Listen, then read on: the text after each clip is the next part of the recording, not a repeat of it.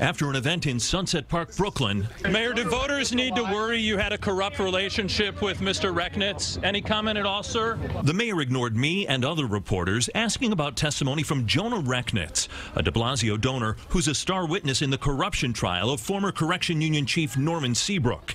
The press persisted all the way to the door of the mayor's SUV, which may explain why an hour later in Borough Park, Back up some more? Yeah, back up some more. A little bit more.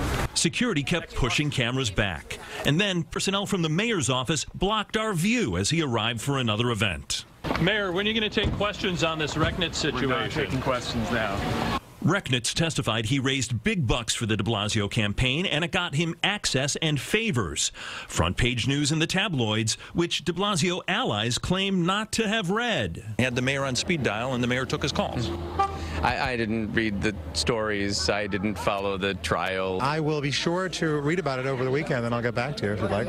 It's almost Halloween, and for de Blasio, it's a scandal that's risen from the grave. He hoped it was dead and buried when prosecutors cleared him of breaking any laws earlier this year. The case investigated by former U.S. Attorney Preet Bharara, who spoke about it this week. I'm not going to answer how close a call it was. Prosecutors, former prosecutors, also get in trouble when cast aspersions on the people they investigated if they didn't have enough evidence to bring the case at the time they were able to bring the case. After the feds declined to indict him, the mayor portrayed Rechnitz and another donor now charged with corruption this way. I never knew them well. These were part of a slew of people who suddenly wanted to be connected to our world. The question now is, will the scandal impact the election on November 7th? This is something that the people of New York City will not tolerate.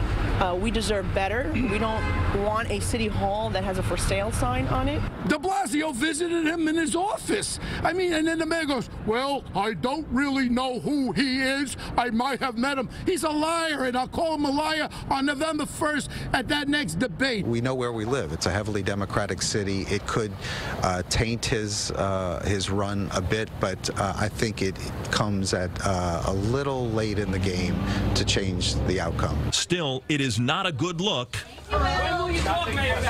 11 days before an election. Tony Aiello, CBS 2 News.